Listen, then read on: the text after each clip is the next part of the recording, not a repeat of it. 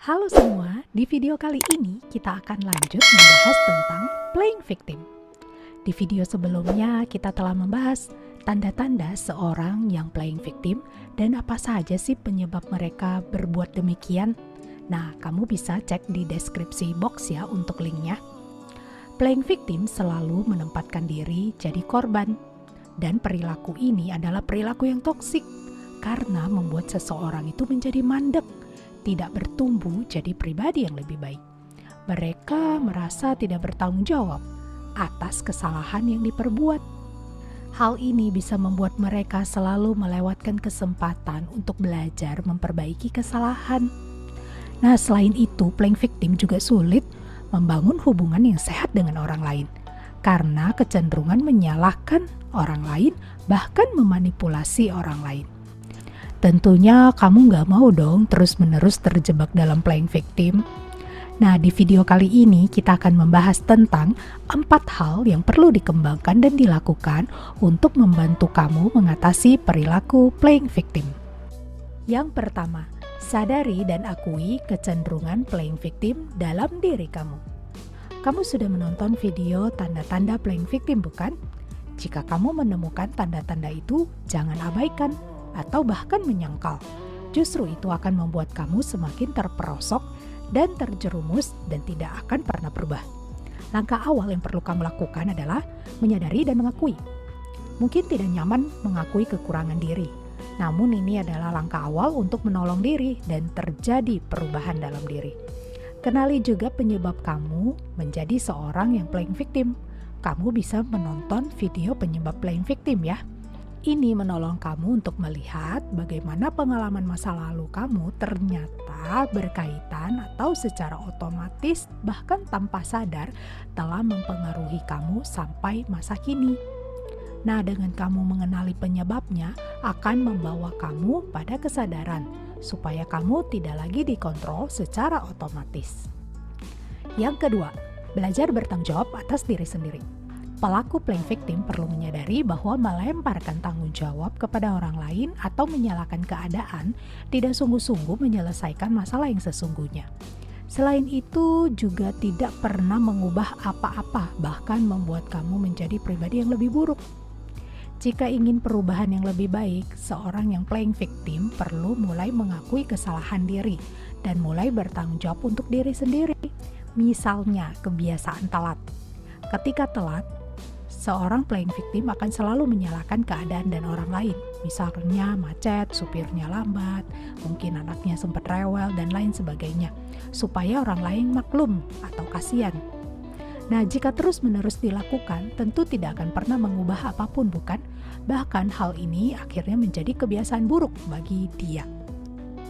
Untuk itu, seorang yang kebiasaan playing victim perlu belajar bertanggung jawab atas dirinya sendiri. Nah, yang pasti pertama-tama dia perlu mengakui kesalahan atas dirinya, di mana dia perlu sadar kalau ketika telat itu adalah kesalahan dirinya, dan ketika berhadapan dengan orang lain dia hanya perlu minta maaf tanpa perlu banyak cari alasan atau tidak perlu membenarkan diri. Yang kedua, kenali penyebab yang bisa kamu kontrol. Misalnya ternyata bangunnya kurang pagi selama ini. Ya, kamu bisa coba kenali itu yang bisa kamu lakukan. Yang ketiga, buatlah langkah-langkah konkret perubahan. Nah, khususnya misalnya dengan kebiasaan telat ini, ya kalau kamu ternyata mendapati ternyata bangunnya kurang pagi, ya kamu bisa set alarm 1 jam lebih awal dari biasanya. Jadi, menyalahkan hal-hal di luar diri kamu tidak akan mengubah apapun, namun fokus pada apa yang bisa kamu lakukan atau yang bisa kamu kontrol, yaitu diri kamu sendiri, akan menolong kita atau menolong kamu untuk bertanggung jawab atas diri sendiri dan menjadi pribadi yang lebih baik. Yang ketiga, melihat masa kini secara tepat.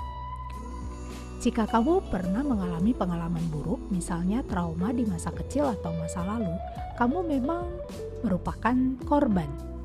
Kamu memang tidak punya kendali untuk mengubah masa lalu kamu. Namun, itu bukan berarti pada masa kini kamu pasrah dan terus-menerus terjebak dalam mental sebagai korban, menyalahkan orang lain dan keadaan, serta suka dikasihani.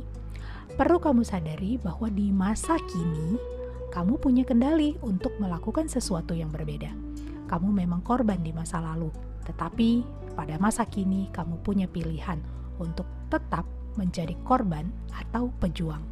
Kamu punya pilihan, apakah saat ini atau masa kini kamu mau bangun mental pejuang, yaitu berani menghadapi masalah dan ambil tanggung jawab menolong diri, atau hanya menunggu belas kasihan orang lain, atau dengan kata lain mental lari dari masalah atau mental sebagai korban. Nah, jadi kamu memang tidak punya pilihan di masa lalu, tetapi kamu sebenarnya punya pilihan di masa kini. Jadi kamu perlu melihat masa kini dengan tepat. Yang keempat, evaluasi diri secara rutin. Kamu dapat meluangkan waktu khusus setiap hari untuk mengevaluasi diri. Mungkin di malam hari atau kapanpun, untuk merenungkan hal-hal yang sudah kamu lakukan sepanjang hari. Mungkin evaluasi kesalahan kamu, kenali pola-pola pikir negatif yang merugikan, dan lain sebagainya.